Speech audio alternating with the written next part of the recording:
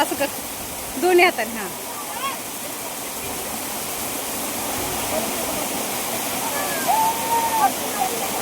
साई तू कशाला गेलाय वरती? साई इकडे ये. आज आम्ही असा प्लॅन बनवला की तिथं गेल्यानंतर मुलं तर खुश झालेच, पण आम्हीही खूप जास्त खुश झालो. कारण हा वॉटरफॉलच असा आहे की सगळ्यांनाच खूप जास्ती आवडेल. इतका मोठा वॉटरफॉल आहे, खूप सारे इथं वॉटरफॉल्स आहेत, एकच नाही. आणि किती जरी लोक आली इथं तरी खूप जास्त वॉटरफॉल असल्यामुळे ना कुणाला असा काही जास्त प्रॉब्लेम येत नाही. तर चला सांगते हा वॉटरफॉल कुठं आहे आणि इथं कसं जायचं आहे. तर न्यू पनवेलमध्ये स्टेशनपासून 4 किलोमीटर अंतरावरती अडाई वॉटरफॉल आहे. तिथं आम्ही गेलो होतो. तर दुपारच्या नंतर निघालो होतो, घरून 3 वाजता निघालो होतो आम्ही जेवण हे करून, आणि खायला नाश्ता वगैरे म्हणजे असंच काहीतरी घेतलं होतं फक्त. आणि इथलं वातावरण बघून तर इतकं जास्त छान वाटत होतं, इतकी छान हवा सुटली होती. फौजी ड्युटीला दुसरीकडे जॉईन झालेत आणि मुलं आणि मीच होते, आणि खूप जास्त दिवस झाले असं करमतच नव्हतं घरी. मग मैत्रिणीने ठरवलं की चला आज जाऊच या. भाऊजी होते दोन्ही घरी आणि माझ्या मैत्रिणी. मग आम्ही निघालो, गाडी घेतली, फोर व्हीलर काढली आणि निघालोच.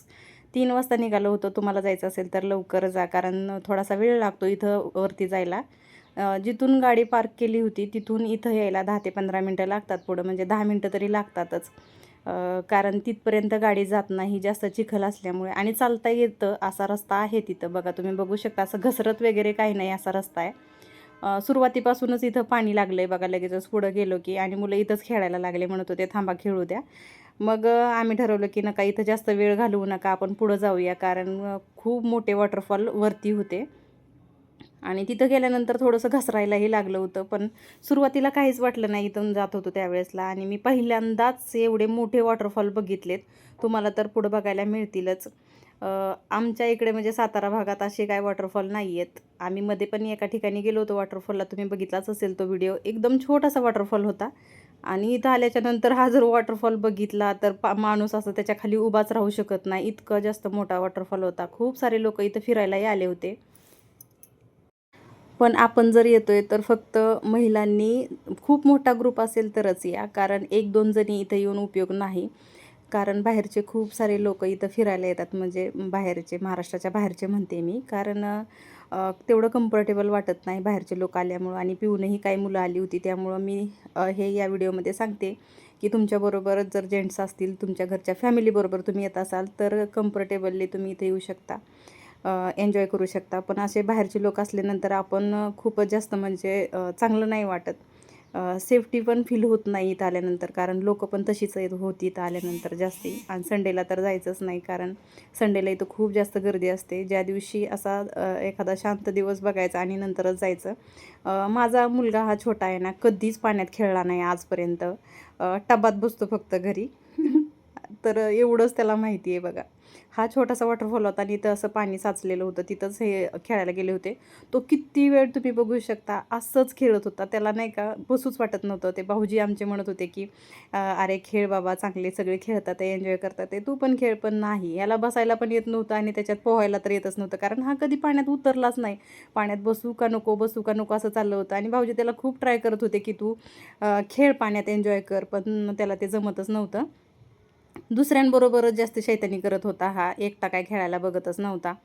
कारण आम्हीही त्याला कधी असं घेऊन गेलेलो नाही आहे. मोठाही मुलगा कधी, पण गावाला मी विचार करत होते ह्या वर्षी त्यांना पोहायला शिकवायचं म्हणून. पण मी जास्त दिवस गावाला राहिले नाही, त्यामुळे ह्या वेळेसही त्यांना पोहता नाही आलं. आणि आता पोस्टिंग पण जरा बाहेर आल्यामुळं फौजी तिकडं गेलेत. मला 1-1.5 महिन्याच्या नंतरच घ्यायला येतील आता ते, त्यामुळं जरा आता आम्ही इकडंच आहे, पनवेलमध्ये आहे आत्ता.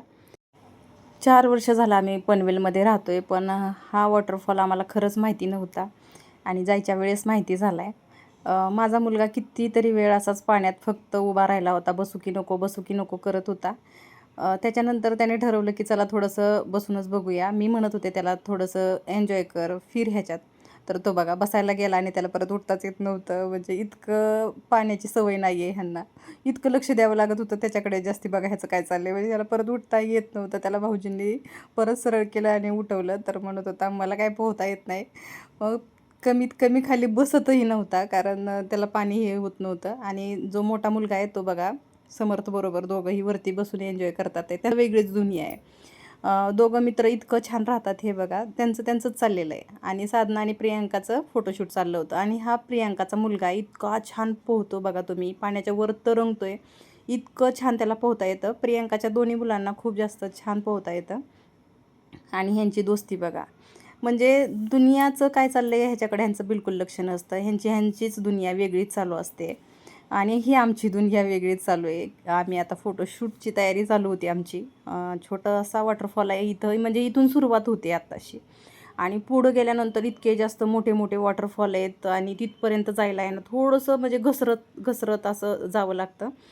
2 वेळा माझा छोटा मुलगा घसरला, 1 वेळ मी घसरले, सौम्या 1 वेळ घसरली. म्हणजे असं इतकं जास्त केअरफुली जावं लागतं आहे. जात असाल तर छोटीशी खूप म्हणजे 1-2 वर्षाची मुलं तर घेऊनच जाऊ नका तिथं. 4-5 वर्षाची असेल तरीसुद्धा खूप जास्त म्हणजे व्यवस्थित घेऊन जावं लागतं आहे. कारण तिथं इतकी फिसलं नाही ना, की भीती वाटते वरती जायला. जर घसरलं तर डोक्यावरतीच लागू शकतं. असे पूर्ण दगड दगड असल्यामुळे इथं बघू शकता तुम्ही. थोड्या वेळ इथं बसलो आम्ही आणि एन्जॉय केला. इथं पण खूप जास्त पाणी होतं. ह्याच्यावरती जायचं ठरवलं होतं, पण इतकं जास्त वरती जाऊन काय करायचं. जितकं जास्त वरती जात होतं तितकं वॉटरफॉल जास्त मोठा आणि पाणीही जास्त होत होतं. आणि खाली उतरताना त्रास झाला असता, कारण घसरत जास्त होतं. म्हणून आम्ही ठरवलं की चला इथपर्यंतच ठीक आहे, आपण इथंच थांबूया. भाऊजी आणि मुलं पूर्ण वरपर्यंत गेले होते आणि भीती पण वाटत होती की ते वरती गेलेत, घसरलं काय झालं तर. कारण माझ्या दोन्ही मुलांची जबाबदारी तर त्यांच्यावरतीच होती. कारण खूप जास्त लक्ष द्यावं लागत होतं. मुलं 5-6 असल्यामुळं त्यांच्याकडं पूर्ण लक्ष होतं. आम्ही पण लक्ष देत होतो. पण मुलं ऐकतील ती काय खरं, बघा तुम्हीच बघू शकता. हे इथूनपर्यंत म्हणजे इथून चढत वरती गेले होते.